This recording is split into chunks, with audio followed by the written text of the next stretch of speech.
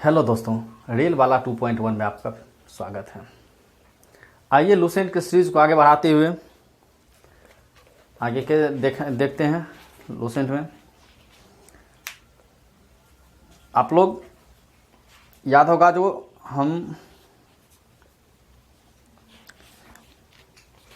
वैदिक सभ्यता के बारे में बता रहे थे।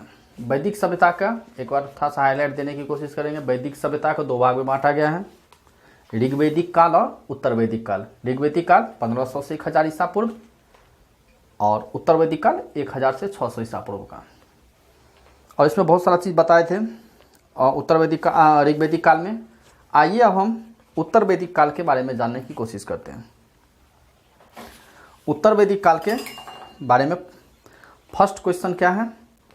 जो उत्तर वैदिक काल में इंद्र के स्थान पर प्रजापति सर्वाधिक प्रिय देवता हो गया था।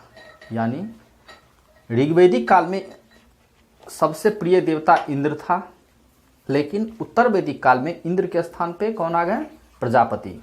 याद रखना है, ऋग्वैदिक काल में इंद्र और उत्तर वैदिक काल में प्रजापति प्रमुख देवता के रूप में जाने जाते हैं। विष्णु के 3 पगों की कल्पना का विकास उत्तर वैदिक काल में है। यानी कि वामनावतार सुने होंगे, वामनावतार यानी 3 पग के बारे में। तो इनका वर्णन, विष्णु के 3 पग का वर्णन, कल्पना उत्तर वैदिक काल में किया गया है। 2 क्वेश्चन इससे आ गया।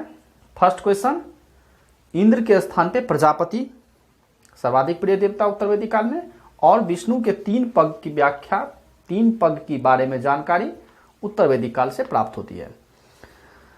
उसका नीचे में लिखा हुआ है ऋग्वैदिक कालीन देवता। तो इसमें बहुत सारा देवता है, आप लोग को लगभग सबको 1-2 बार देखना पड़ेगा, इसमें देखना पड़ेगा, याद करना पड़ेगा। लेकिन इसमें 2 जो खास है उसमें इंद्र और अग्नि। इंद्र के बारे में लिखा है युद्ध के नेता एवं वर्षा का देवता, और अग्नि देवता एवं मनुष्य के बीच मध्यस्थता निभाने वाले। ये 2 देवता के बारे में ज़्यादातर क्वेश्चन पूछा गया, वैसे याद आपको टोटल करना है। नेक्स्ट, उत्तर वैदिक काल में राजा के राज्याभिषेक के समय राजसूय यज्ञ करवाया जाता था। क्वेश्चन याद करना है, उत्तर वैदिक काल में राजा का जब राज्याभिषेक होने लगता था तो उससे पहले राजसूय यज्ञ करवाया जाता था। इसकी वर्णन उत्तर वैदिक काल में होता है। नेक्स्ट, उत्तर वैदिक काल में वर्ण व्यवसाय के बजाय जन्म के आधार पर निर्धारित होती थी। इसको ध्यान से देखना, याद करना है। क्या इसमें लिखा है? उत्तर वैदिक काल में वर्ण व्यवसाय के बजाय जन्म के आधार पर निर्धारित होती है। यानी कि अर्थ हुआ, जो कास्ट जो होती है, जैसे पहले क्या था, ऋग्वैदिक काल में क्या था, ब्राह्मण का लड़का ब्राह्मण ही होगा, चाहे वो कोई भी काम करो। बढ़ई का लड़का बढ़ई कहलाएगा। मतलब सबका अपना अपना एक काम के आधार पे क्या कहते हैं, काम के आधार पे था। जिसका जो व्यवसाय वो उसका काम होता था। लेकिन उत्तर वैदिक काल में क्या क्या, वर्ण व्यवसाय के बजाय जन्म के आधार पर,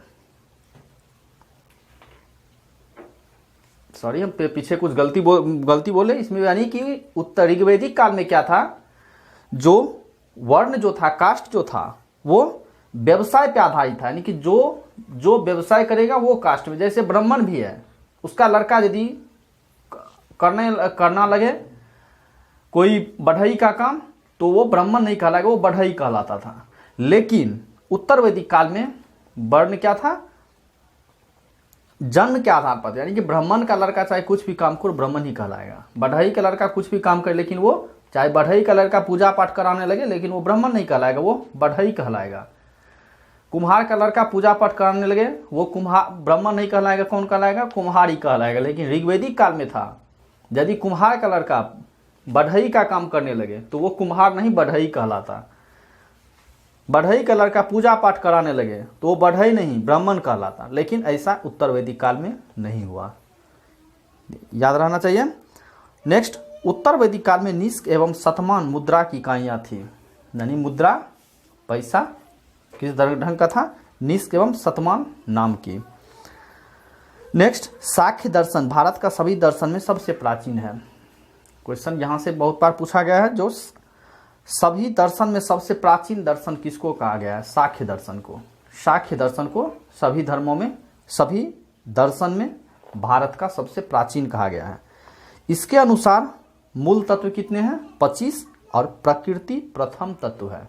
याद रखना है, सांख्य दर्शन के अनुसार मूल तत्व कितने हैं? 25, जिसमें कि प्रथम किसको कहा गया? प्रकृति को प्रथम कहा गया है। नेक्स्ट, सत्यमेव जयते मुंडकोपनिषद से लिया गया है। सत्यमेव जयते कहाँ से लिया गया? सत्यमेव जयते जब ही लिखे हुए देखे होंगे तो कहाँ से लिखा गया है? तो मुंडकोपनिषद से, मुंडकोपनिषद से सत्यमेव जयते वर्ड लिया गया है। इसमें, इस उपनिषद में यज्ञ की तुलना यहाँ पे फूटी हुई नाव लेकिन टूटी हुई नाव होना चाहिए, टूटी हुई नाव से की गई है। याद रखना, बहुत इंपॉर्टेंट टॉपिक। सत्यमेव जयते मुंडकोपनिषद से लिया गया है और मुंडकोपनिषद में यज्ञ की तुलना एक टूटी हुई नाव से की गई है। याद रखना है, यज्ञ की तुलना किससे? टूटी हुई नाव से की गई है। चलिए, उसके बाद लिखा गायत्री मंत्र, पहले हम बता चुके हैं। महाकाव्य दो है, महाभारत एवं रामायण। महाकाव्य तो महाभारत एवं रामायण। महाभारत की पुराना नाम जय संहिता है। यह विश्व में सबसे बड़ा महाकाव्य है। महाभारत का पुराना नाम जय संहिता। उसके बाद सबसे पहले इसका नाम जय संहिता। महाभारत का कुछ तीसरा बार इसका नाम चेंज किया गया, तीसरा बार नाम इसका चेंज करके महाभारत किया गया।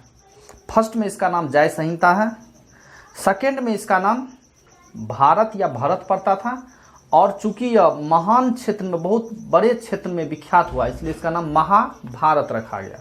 जय संहिता का नाम महाभारत रखा गया। नेक्स्ट,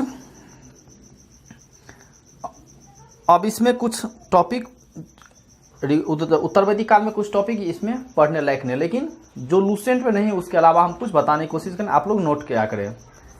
फर्स्ट क्या है? उत्तर वैदिक काल में 3 आश्रम थे। आश्रम कितने थे? उत्तर वैदिक काल में 3 आश्रम। याद रखना, ब्रह्मचर्य, गृहस्थ और वानप्रस्थ। उत्तर वैदिक काल में 3 आश्रम, ब्रह्मचर्य, गृहस्थ एवं वानप्रस्थ। परंतु बाद में इसमें एक चौथा आश्रम संन्यास भी जोड़ा गया। तो कितने आश्रम है? 4 आश्रम है। कौन कौन? ब्रह्मचर्य, गृहस्थ, वानप्रस्थ एवं संन्यास। उत्तर वैदिक काल में सिर्फ 3 के बारे में बताया गया, ब्रह्मचर्य, गृहस्थ एवं वानप्रस्थ, लेकिन सबसे बाद में जोड़ा गया संन्यास। तो क्वेश्चन यहां से पूछ सकता है, सबसे बाद में जोड़ा गया कौन सा आश्रम था? सबसे बाद में जोड़ा गया कौन सा आश्रम था? तो सबसे बाद में जोड़ा गया संन्यास था। ये तीनों आश्रम के बारे में, चारों आश्रम जो हैं कौन कौन? ब्रह्मचर्य, गृहस्थ, वानप्रस्थ एवं संन्यास। इसकी वर्णन, इसकी कल्पना सर्वप्रथम जवालोपनिषद में किया गया है। जवालोपनिषद एक पुस्तक है जिसमें कि चारों आश्रम की वर्णन किया गया है। नेक्स्ट याद करना है, बहुत बार पूछा गया है, आप लोग देखे होंगे, यम एवं नचिकेता के बीच का संवाद। यम एवं नचिकेता के बीच का संवाद जो है, आप यदि 6 या 7 के बुक में, हिंदी के बुक में पढ़ोगे तो आपका ये पूरा डिटेल ये लिखा हुआ है। यम और नचिकेता बीच क्या संवाद हुआ था? इसमें नचिकेता के पिताजी डेथ कर गए थे, तो या कुछ ऐसा था जो नचिकेता गए हुए थे यमराज के पास, जो आखिर मृत्यु क्या होती है, कैसा होता है, इसके बारे में पूरा डिटेल से बताया गया है। तो यही यम और नचिकेता की दोनों के बीच का जो संवाद है वो कौन से बुक में है? कठोपनिषद में लिखा गया है। बहुत बार क्वेश्चन पूछा गया, यम एवं नचिकेता के बीच का संवाद कौन से बुक में लिखा गया? कठोपनिषद में। नेक्स्ट, अभी जो टैक्स का काम, टैक्स चल रहा है, जीएसटी या फिर इनकम टैक्स, जो भी टैक्स अभी वर्तमान में देना पड़ रहा है, वो टैक्स के बारे में सबसे पहले जानकारी उत्तर वैदिक काल में हुई थी। सबसे पहले टैक्स कर उत्तर वैदिक काल में लिया जाना प्रारंभ हुआ। तो अभी उत्तर वैदिक काल यानी कि वैदिक सभ्यता खत्म हुआ।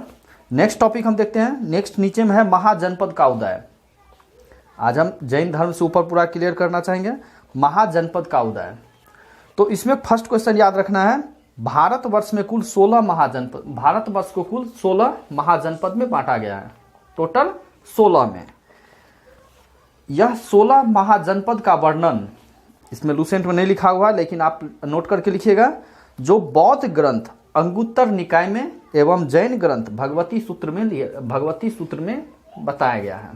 यानी भारतवर्ष 16 महाजनपद में बटा हुआ है, ठीक, जिसकी जानकारी हमें बौद्ध ग्रंथ अंगुत्तर निकाय एवं जैन ग्रंथ भगवती सूत्र से लिया गया है।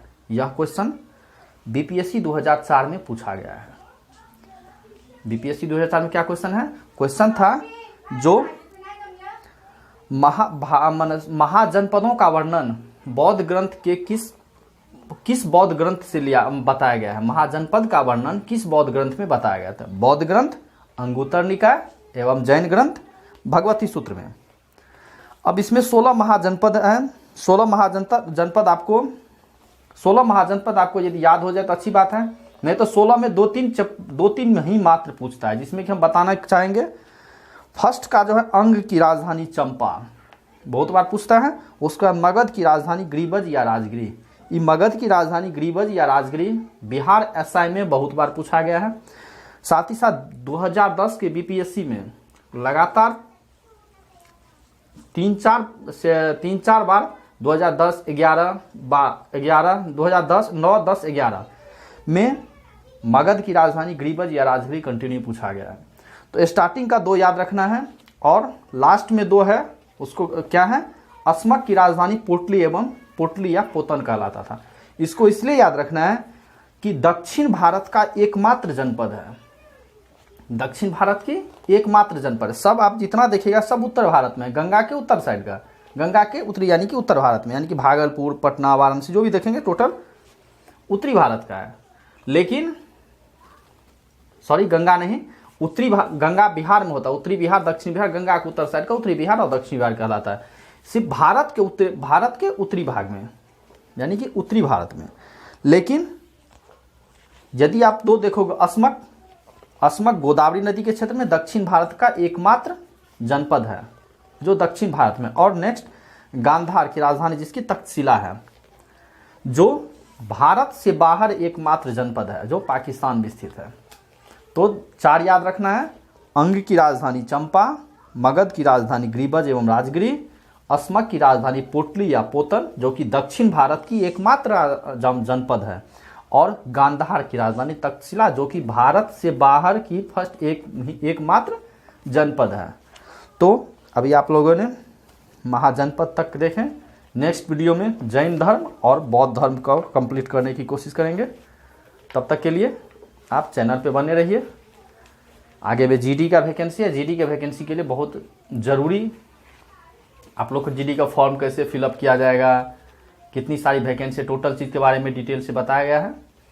आप लोग देखें, ज़्यादा से ज़्यादा देखें और अच्छे से तैयारी करें। जीडी कोई हार्ड तैयारी करना, जीडी में कट ऑफ कितना जाता है? जीडी में मुश्किल से कट ऑफ जाता है 60 से 65 के बीच में कट ऑफ आपका रहेगा।